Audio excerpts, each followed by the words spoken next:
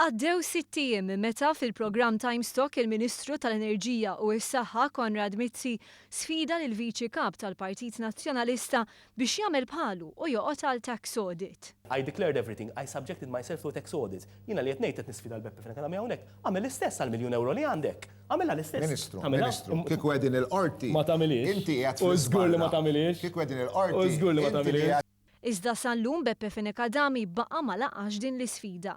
Fid-dikjarazzjoni bħala membru parlamentari, Fenekadami jiddikjara li għandu mal-miljun euro fi flus kontanti il-bank u bonds flimkien ma' 7 proprjetajiet li minnhom jgħid li wiret biss 3.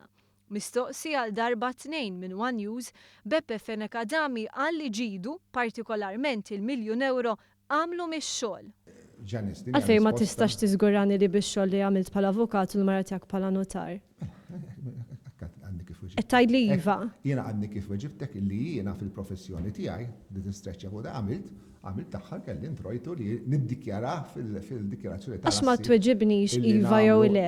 Tista' tiżgurani iva jew le li inti.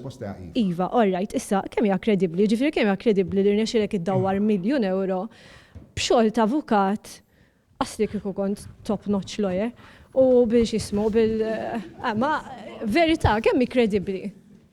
Kemm hi kredibbli? Jiena qed ngħid, jiena għamilt id-dikjarazzjoni tiegħi jekk nix top notch lawyer jew le ma tgħidux isma'. Imma kemm hi kredibbli? Jiena ngħidlek jiena żgur illi m'għandi xejn moħbi, għandi kollox iddikjarat.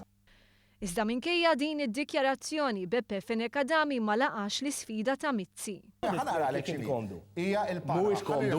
Jiena l-unika deputat li fl-istorja tal-pajjiż li kont lest nagħmel tax audit fuq kollox. Beppe Fenekadami għandu pratikament ħadem ta' avukat mhux fil-legal firm kbira tiegħu nnifsu. Għandu substantial amounts of cash, għandu ċertu proprjetajiet u ma jridx jagħmel Biljem igerbu, donnom se jibdew iqumu aktar mistoqsijiet.